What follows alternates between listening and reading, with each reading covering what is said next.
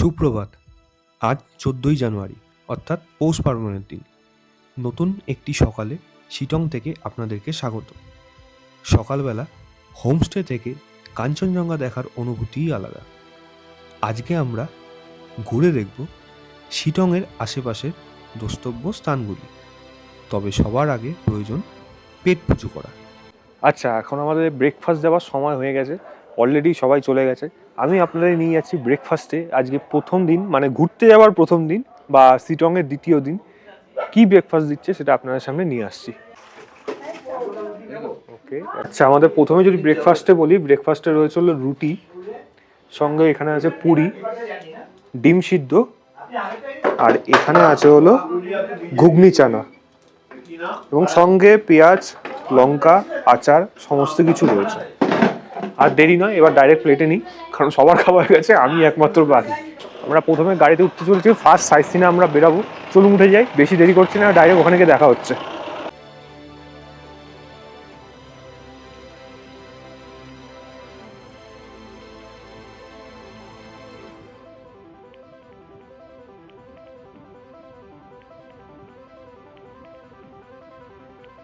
আচ্ছা, আমাদের প্রথম জার্নি আজকে আবারও সে একই টিম। সবাই রেডি আছে? হাত তুলে একটু হাই করে দাও। সবাই রেডি তো? সেবান ভাই भी রেডি হ্যাঁ পুরো একদম। আর সেবান ভাইকে ডিস্টার্ব করা উচিত না, তাহলে আমরা খাতে ভরবো একেবারে। তো চলুন একবার ডাইরেক্ট চলে যাচ্ছি। প্রথম স্পট হলো মংপো, গিয়ে দেখা হচ্ছে।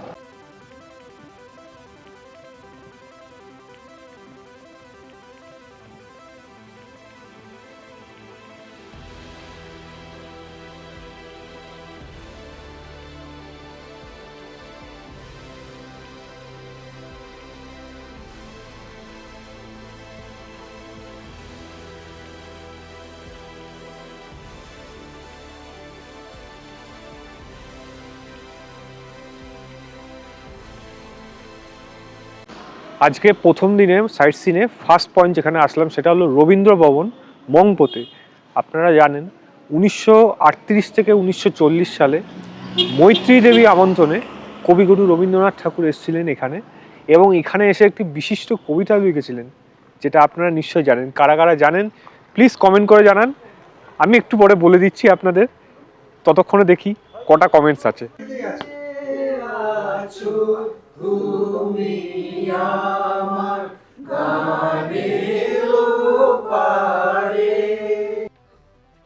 পাহাড়ের কোলে এত সুন্দর একটি জায়গাতে কবিগুরু যখন এসেছিলেন, জাস্ট ভেবে দেখুন, তখন এত কোলাহল, এত গাড়ি, রাস্তা এত ভালো কোনো কিছুই ছিল না, কিন্তু ছিল এই একটি জায়গা যেখানে এসে তার সেই প্রিয় কবিতাগুলো তিনি যখন লিখতেন, এবং মৈত্রী দেবী আমন্ত্রণে তিনি যখন এসেছিলেন। আপনারা যদি চিন্তায় ভাবনাতে যদি সেই জায়গাটা একবার পৌঁছাতে পারেন আপনার আইডিয়া অনুযায়ী, তাহলে বুঝতে পারবেন ওই সময়টা কেমন ছিল এবং আজকের দিনটাও কতটা সুন্দর আছে। এবার চলুন, ভেতরে মিউজিয়াম আছে, বাট মিউজিয়ামের ভেতর সম্ভবত ফটো ভিডিওগ্রাফি অ্যালাউ না। আমি বাইরেটাই আপনাদের দেখাচ্ছি।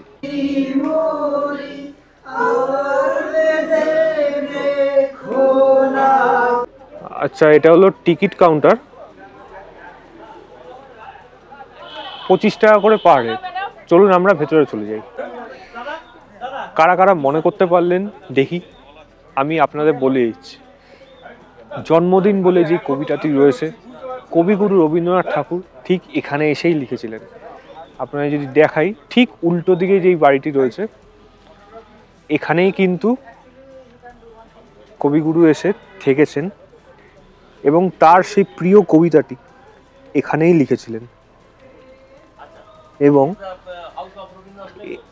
এই জায়গাটাতে আপনারা একবার আসলে কতটা সুন্দর এবং কতটা ঠান্ডা সেটাও অবশ্যই বুঝতে পারবেন। আমি জানুয়ারি মাস যখন, জানুয়ারিতে বেশ ভালো রকমই ঠান্ডা থাকে, কিন্তু গরমকালে আসলেও কিন্তু একটা মনোরম আপনারা কিন্তু এখানে ওয়েদার সবসময় পাবেন। এত সুন্দর ঠান্ডা নিরিবিলিতে যারা আপনারা পছন্দ করেন, প্লিজ একবার আসুন। এই জায়গা একবার আসবেন, বারবার আসবেন, সেটা আপনাকে নিয়ে আসতে বাধ্য করবে।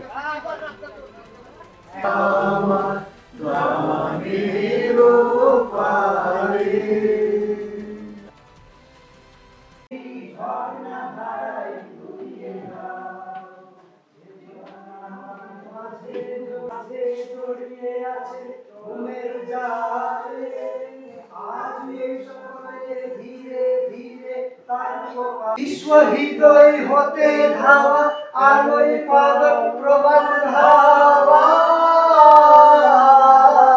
সেই হাওয়াতে হৃদয় আমার ধরিয়ে দাও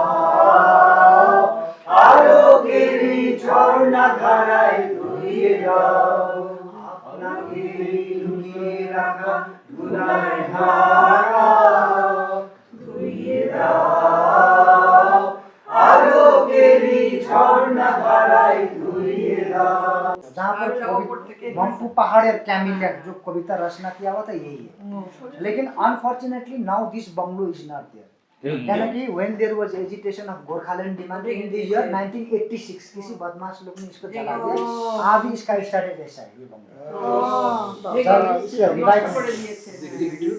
ब्रदर अभी यहाँ से 4 किलोमीटर अभी ऐसा है सब पत्थर से बना हुआ था और बाकी का लकड़ी जल गया ये भी पत्थर से बना है सब अंदर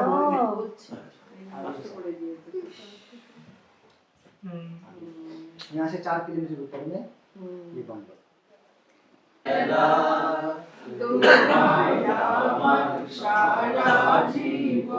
সকাল সন্ধ্যা বেলা নয় নয় নয় মধুর খেলা কতবার যে নীল বাতি গর্জে এলো ঝড়ের বাতি কতবার যে নীল বাতি তোমায় আমার সারা জীবন সকাল সন্ধ্যা বেলা নয় নয় নয় মধুর খেলা ও বারে বানিয়া বন্যা ছুটেছে দারু দিয়ে দিয়ে দিয়ে কান্না উঠেছে সুখে এই কথাটি বাজলো বুকে ও গো রুদ্র দুঃখে সুখে এই কথাটি বাজলো বুকে তোমার প্রেমে আঘাত আছে নাই গো অবহেলা নয় নয় নয় মধুর খেলা তোমার আমার সারা জীবন সকাল সন্ধ্যা বেলা নয় নয় নয় মধুর খেলা। आपका नाम जरा बता दीजिए। My name is कुशल। और आप यहाँ का गाइड समझ सब कुछ दिखा सकते। मल्टीपल बहुत अच्छा लगा भाई साहब और চোখের দেখা প্রাণের কথা সে কি ভোলা যায় আয়ারে দিবার আয় রে সখা প্রাণের মাঝে আয় মোরা সুখের দুঃখের কথা কব প্রাণ জুড়াবে তাই মোরা ভোরের বেলায় ফুল তুলেছি তুলেছি দোলায় আছো তুমি আমার গানের পারে আমার সুরগুলি পাই চরণ আমি পাইলে তোমারে দাঁড়িয়ে আছো তুমি আমার গানের পারে বাতাস বহে মরি মরি আর বেঁধে রেখো না তোরি বাতাস বহে মরি মরি আর বেঁধে রেখো না তোরি এসো এসো পাগলে মোর হৃদয় মাঝারে দাঁড়িয়ে আছো তুমি আমার গানের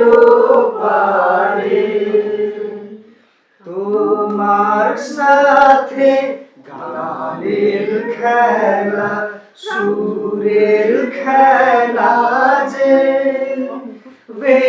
বেদনাথে বাঁশি বাজায় সুর মেলা যে কবে নিয়ে আমার বাঁশি বাজাবে গো আপনি আসি আনন্দময় নীরব রাতে নিবিড় আধারে দাঁড়িয়ে আছো তুমি আমার গানের পারে বিশ্ব হৃদয় হতে ধাওয়া আলোয় পাগল প্রবাদ ধাওয়া সেই হাওয়াতে হৃদয় আমার ধরিয়ে দাও আলোকের ঝর্ণা ধারায় ধরিয়ে দাও আপনাকে লুকিয়ে রাখা ধুলায় হারা ধরিয়ে দাও আলোকের ঝর্ণা ধারায় ধরিয়ে দাও আজকের আনন্দ ধারায় ধরিয়ে দাও মনের কোণের সব দীনতা মলিনতা ধরিয়ে দাও নিখিলের আনন্দ ধারায় ধরিয়ে দাও মনের কোণের সব দীনতা মলিনতা ধরিয়ে দাও আমার বর্ণ বিনয়। একটা ইনফরমেশন আপনাদের দিয়ে দিই এখানে 1938 থেকে 1940 সালে টোটাল 4 বার এসেছিলেন রবীন্দ্রনাথ ঠাকুর এখানে, যার মধ্যে একবার জন্মদিন বলে কবিতাটি কিন্তু এখানে লিখেছিলেন। তিনি আরও একটি জন্মদিন নামে কবিতা লিখেছিলেন, কিন্তু তার স্ক্রিপ্ট কিন্তু সম্পূর্ণ আলাদা, যেটি কালিম্পংয়ের যে বাংলো ছিল সেখান থেকে লিখেছিলেন এবং আকাশবাণীতে সেটি সম্প্রচার হয়েছিল। কিন্তু এখানে আরেকটি জন্মদিন বলে কবিতা লিখেছিলেন, যেটির কথা কিন্তু আমি আপনাকে আগে জিজ্ঞেস করেছিলাম এবং তারপরে আপনাদের জানিয়েওছিলাম। আশা করি আপনারা পড়েছেন বা শুনেছেন, এবং যারা শোনেননি প্লিজ গিয়ে আগে শুনুন, এবং যারা জানেন এর ব্যাপারে প্লিজ কিছু কথা কমেন্টসে লিখে দিন। Doctor MN. সেন এবং তার ওয়াইফ মৈত্রী দেবী তারাই কিন্তু আমন্ত্রণ করেছিলেন রবীন্দ্রনাথ ঠাকুর। এটা কিন্তু একটা খুব সুন্দর জায়গা, এবং এখান থেকে কিন্তু আমি যদি উল্টো দিকে দেখাই নাথুলা রেঞ্জ কিন্তু এখান থেকে দেখা যায় ঠিক ওই দিকটায়, কিন্তু এখন মেঘলা থাকার কারণে কিছুই দেখা যাচ্ছে না। তাই এখান থেকে অপরূপ দৃশ্য, এবং যেই চেয়ারটিতে বসে কবিগুরু শেষ বসে গেছেন, যেখানে বসে তিনি ম্যাক্সিমাম সময়টা কাটাতেন, ওই চেয়ারটি থেকে এই বাইরের দৃশ্যটি কিন্তু খুব সুন্দর লাগে। আমি প্রথম দিকে ভিডিও যেহেতু এখানে বারণ করিনি, কিন্তু পরে যিনি গাইড ছিলেন তিনি বললেন আপনি করতে পারেন, কিন্তু শুরুর দিকে উনি যা যা বলছিলেন সেগুলো কিন্তু আপনার সামনে আনতে পারেনি।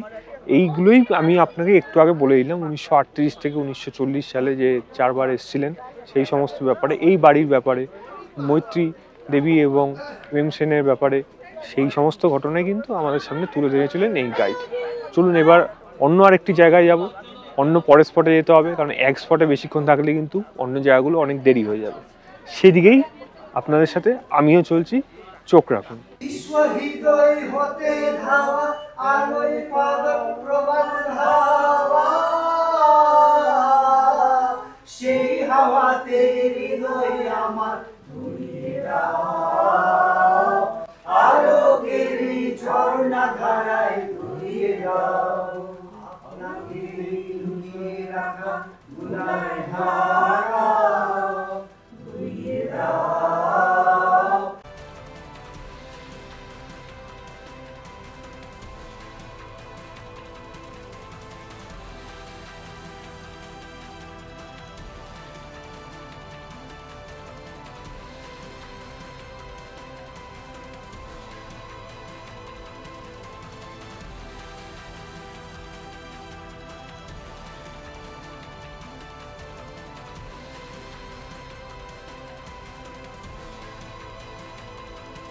আমরা চলে এসেছি যোগীঘাটে, আমাদের দ্বিতীয় স্পট এটা, এবং এই বৃষ্টি বিশেষ করে 2015 সালে এপ্রিল মাসে বাবা রামদেব উদ্বোধন করেছিলেন, এবং প্রচুর লোককে এখানে এসে দেখবেন ইনস্টাগ্রামে রিলস বানাচ্ছে, প্রচুর ভাইরাল, এই জায়গায় প্রচুর ভিডিও আপনারা দেখতে পাবেন। আমিও আপনাদের সামনে কিছু সিনেমাটিক শট নিয়ে আসছি এবং দেখুন যোগীঘাট ব্রিজ কত সুন্দর, এবং আমি আরও কিছু ভিউস আসবে, নিচে রিয়াং নদী আছে সেখানেও নিয়ে যাচ্ছি। বাকি সমস্ত কিছু জানার জন্য অবশ্যই ভিডিওতে চোখ রাখুন। যোগীঘাটের নিচে ঠিক আমি চলে এসেছি এবং আমার ঠিক পেছনেই রয়েছে রিয়াং নদী, ঠিক ওপর দিয়ে বয়ে আসছে। জল খুবই কম, তবে হ্যাঁ প্রচণ্ড ঠান্ডা। এবং আরেকটা জিনিস কি, এই জায়গাটা এখন রোদ উঠে যাওয়াতে প্রচণ্ড গরমও লাগছে। তাই শীতকালে আসলেও যদি একটু বেলা হয়ে যায়, এখন 12টা অলরেডি বেজে গেছে, 12:30 বাজতে চলেছে, আপনার কিন্তু গরম লাগবে। চলুন আরও বাকি কিছু ভিডিও এখানে নিয়ে আসছি।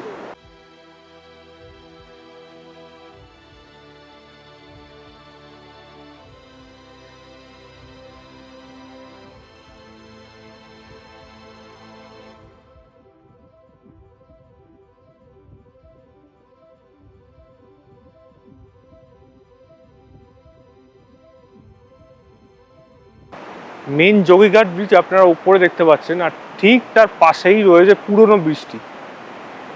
আমি পারলে ওপর দিয়ে আপনাদের দেখাচ্ছি, তাহলে বুঝতে পারছেন কতটা ভগ্নপ্রায় দশায় এখন রয়েছে এটি।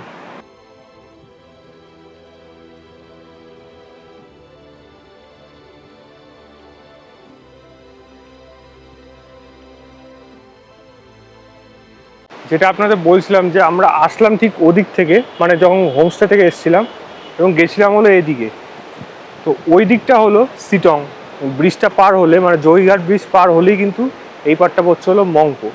এবং ঠিক তার পাশে যেই আপনাকে বলছিলাম নিচ থেকে পুরনো যে ব্রিজটা, যার দশা এখন এরকম, সেটি কীরকম ছিল দেখতেই পাচ্ছেন।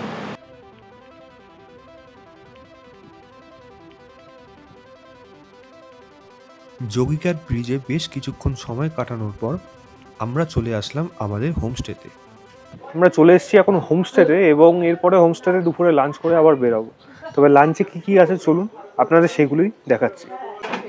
দুপুরে আমাদের লাঞ্চে যে খাবারগুলো রয়েছে, যার মধ্যে রয়েছে ভাত, ডাল, একটা মিক্স ভেজ, এখানে আছে রুই মাছ এবং আলু সিদ্ধ মাখা, সঙ্গে ওদিকে চাটনি এবং পাঁপড়। আচ্ছা, আমি চলে এসেছি শিটংয়ের মেইন যে অ্যাট্রাকশন, সেখানে কমলা লেবুর বাগানে। ওপরে যে জায়গা আছে আমি যদি দেখাই, ওখানে কিন্তু 50 টাকা করে এন্ট্রি ফ্রি, কিন্তু আমি যা ফ্রিতে একটু দেখতে যান, জাস্ট ওই জায়গাটা দেখুন, সবাই হেঁটে যাচ্ছে, ওখান থেকে ঠিক সামনে চলে আসবেন। এখানে ফ্রিতে রয়েছে কমলা লেবুর গাছ, কমলা লেবু, এবং যার দাম সেগুলো তো আপনাদের একটু একটু করে জানিয়ে দিচ্ছি আপনাদের। এবং সাথে এখানে কিন্তু আপনারা কমলা লেবু দেখতে পারেন সামনে, কিন্তু এটা কিন্তু বিনামূল্যে দেখতে পারেন।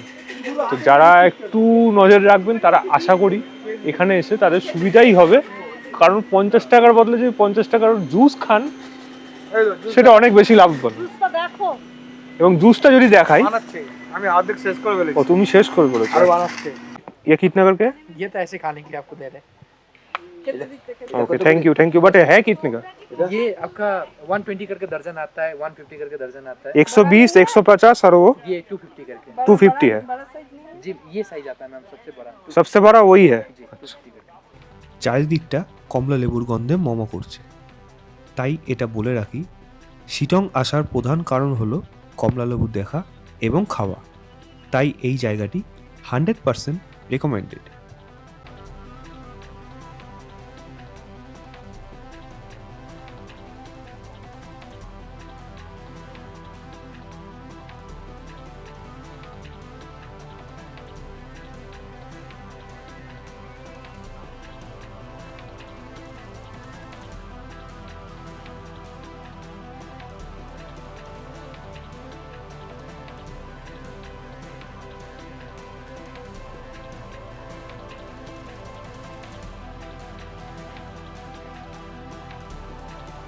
আচ্ছা, আমরা এখন এসে পৌঁছেছি হলো অহলদারাতে।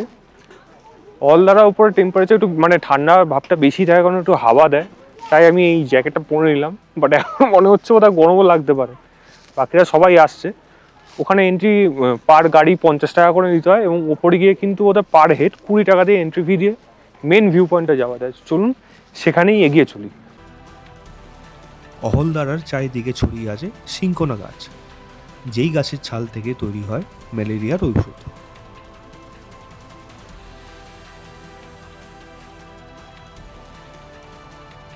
এখানে অহলদারা ভিউ পয়েন্টে যেটা আমি বললাম যে 20 টাকা করে এন্ট্রি ফি সেটি রয়েছে। টিকিট কেটে আপনারা এখান থেকে ঢুকে যেতে পারেন। চলুন ভেতরে নিয়ে যাচ্ছে।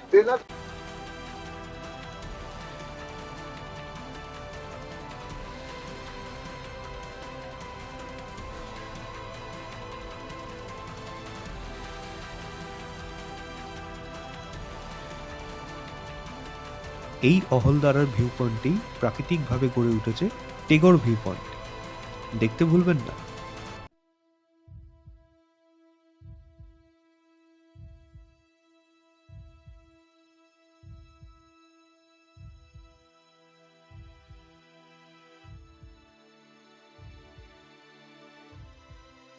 তোমরা অহলদারা এসে কতটা এক্সাইটেড চিৎকার করে সেটা বোঝাও।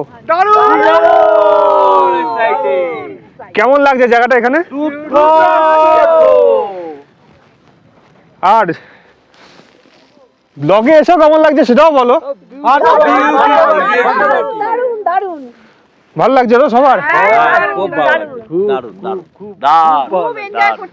আর আরেকটা কথা হলো ঠান্ডাটা কেমন এখানে? সেরকম লাগছে না? সুপারম্যান আলাদাই জগৎ। আর তুমিও সুপারম্যান তাহলে? এখানে একমাত্র কথা আমি অসুস্থ মানুষ, বাকি সবাই সুস্থ আছে, তাই বলার ছিল। এখান থেকে আবার অন্য জায়গায় যাচ্ছি, সেগুলো আপনাদের সামনে নিয়ে আসছি। কেমন লাগলো অহলদারা সেটা প্লিজ আমাকে জানাবেন। এবং অহলদারা এত সুন্দর জায়গা, নিরিবিলি, তার মধ্যে প্রচন্ড ঠান্ডা, এবং যার জন্য বেশিক্ষণ রাখতে পারছিলাম না। ভাগ্য ভালো যে এই জ্যাকেটটা পরে এসেছি, নাহলে তো রীতিমতো শেষ হয়ে যেতাম। আমার টুপি আমি মামিকে দিয়ে দিয়েছি, আমি এখন রীতিমতো নিজে কাঁপছি, কথার স্বর ঠিকঠাক আসছে না, কথা জড়িয়ে যাচ্ছে, এতটাই ঠান্ডা। চলুন এরপরে যেখানে যাওয়ার আছে সেখানে আপনারা নিয়ে যাচ্ছি। এবং অহলদারাকে শিটং আসলে কোনোভাবেই কিন্তু মিস করবেন না। সানরাইজের সময় দারুণ লাগে, তখন ভিউ দারুণ আসে, এবং সানসেটের সময়, যেটা আমি এই সময় নিয়ে আসলাম আপনাদেরকে, সেটাও কিন্তু খুব সুন্দর ছিল। আশা করি আপনাদেরও ভালো লেগেছে।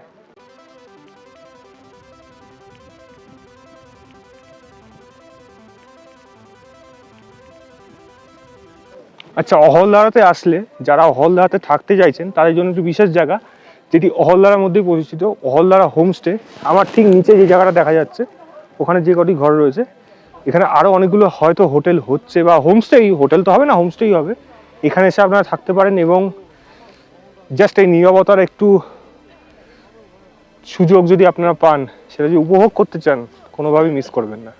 আচ্ছা, আমাদের পরের স্পটটা যেখানে আমরা আসলাম সেই জায়গাটার নাম হলো নামথিং পোখরি। এবং নামথিং পোখরি বিশেষ করে কেন আসা হয়, এখানে হলো রেয়ার প্রজাতি, মানে হিমালয়ান স্যালামেন্ডার, তাকে কিন্তু দেখা যায়। কিন্তু দুঃখের বিষয়, না এই পোখরির মধ্যে এখন জল রয়েছে, বর্ষাকালে হয়তো অল্প জল দেখা যায়, কিন্তু হিমালয়ান স্যালামেন্ডার কোনোভাবেই এখানে কারুর চোখে পড়ে না। খুব কম লোকেই কিন্তু দেখতে পেয়েছে, কিন্তু এর প্রচলিত আছে। এবং উপরে একটা মন্দিরও আছে, মন্দিরে যদি যেতে পারি আমি সেখানে যাচ্ছি।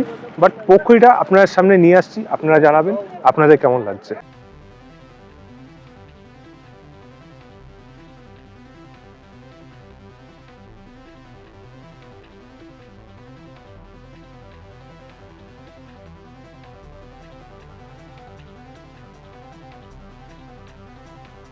আমি এখন দাঁড়িয়ে আছি নামথিং পোখরিতে, পেছনে বজরংবলীর মূর্তি, এবং এটাই হলো সেই লেক নামথিং পোখরি, পবিত্র লেক। কিন্তু জল এক ফোঁটাও নেই, বরং কুকুর ঘুরে বেড়াচ্ছে। এবং এখানে কখনোই জল পাওয়া যায় না, এটাই দুঃখের। থাকলে দারুণ লাগলো। হিমালয়ান স্যালামেন্ডার যদি দেখা পাওয়া যেত, যেটা রেয়ার প্রজাতি, সেটা কিন্তু এখন কোনোভাবেই দেখা সম্ভব না। চলুন এখানে না দাঁড়িয়ে নামথিং পোখরি আপনার সামনে নিয়ে আসলাম। আশা করি আপনাদের ভালো লাগছে। এবং উপরে পাইন জঙ্গলের মধ্যে দিয়ে যদি মন্দিরে যেতে পারি, সেটা কিন্তু আরো রোমাঞ্চকর হবে। আশা করি আপনাদেরও ভালো লাগবে।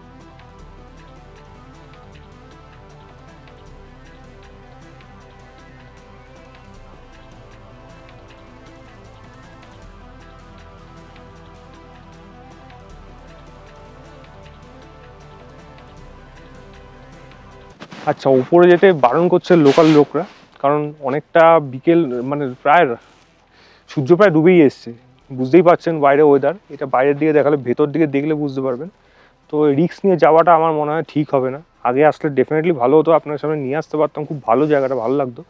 বাট কী করা যাবে। বাট পাইন জঙ্গলে কিন্তু রোমাঞ্চকর, ব্যাপক লাগছে। এটা কিন্তু অবশ্যই আপনারা দেখবেন, আসবেন, যারা আসবেন অবশ্যই এটাকে কিন্তু কোনোভাবে মিস করবেন না। আচ্ছা, আমি এখন চলে এসেছি আজকে বলতে গেলে বলা যায় যে লাস্ট পয়েন্ট, সেটা হলো আই লাভ শিটং। এবং নিচেই আছে ওল্ড মনেস্ট্রি। আমি রীতিমতো হাঁপাচ্ছি, কারণ অনেকটা উপরে উঠতে হয়।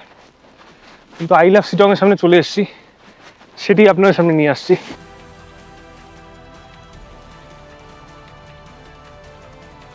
আই লাভ শিটং এ একমাত্র 21 জনের মধ্যে আমরা আসলাম, আমি আর আমার ভাই। I love Sittong, I love Sittong. আলাদা করে কিছু বলার প্রয়োজন নেই, প্রত্যেকটি ব্যক্তি আসলে এই আই লাভ যে কোনো জায়গায়, সব জায়গায় এখন ফেমাস হয়ে গেছে। আমাদের তো বোধহয় ওয়ার্ডেও আছে, বোধহয় কলকাতায় প্রত্যেকটা ওয়ার্ডে থাকে, সেখানে শিটংয়ে এসে আমরা ফটো তুলবো না এটা হতে পারে? ডেফিনেটলি তুলেছি। এবং এই জায়গাটা জাস্ট অসাধারণ এবং ভালোই ঠান্ডা। আজকে শেষ যে জায়গাটি এখন এসেছি সেটি হলো শিটংয়ের ওল্ড মনাস্ট্রি, প্রায় 100 বছর পুরনো আছে। এক্স্যাক্টটা আমি জানতে পারলাম না কারোর থেকে এখানে, বাট আপনাদের নিয়ে যাচ্ছে। আমি জানি না এখন খোলা আছে নাকি, ভেতরে হয়তো সম্ভবত অ্যালাও করবে না ভিডিও করা, ফটো তোলা, কিন্তু আপনার সামনে নিয়ে যাচ্ছি। জাস্ট দেখুন কতটা সুন্দর।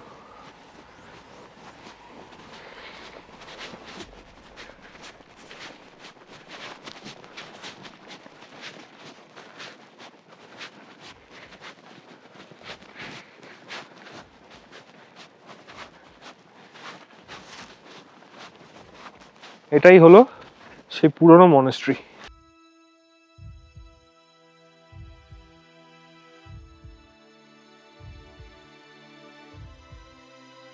প্রায় 350 বছর পুরনো এই মনাস্ট্রিটি গড়ে তোলা হয়েছে মাটি এবং বাঁশ দিয়ে।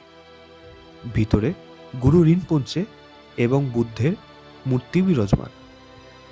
স্থানীয় লেপচা জনগণদের কাছে এটি বেশ পবিত্র বলে শোনা যায়। জায়গাটি বেশ নিরিবিলি এবং বেশ ঠান্ডাও বটে।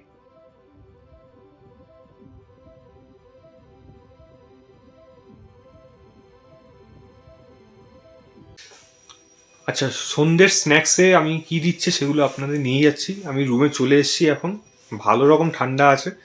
এবং চলুন চায়ের সাথে বাকি কথাগুলো বলা যাবে, না হলে অন্তত দেখিয়ে দিই আপনাদের যে আজকের দ্বিতীয় দিনে সন্ধ্যের স্ন্যাক্সে কি দিচ্ছে। সন্ধ্যের সময় চায়ের সাথে ছিল আলুর পকোড়া, এবং গরম গরম এই পকোড়া খেতে বেশ ভালোই লেগেছে।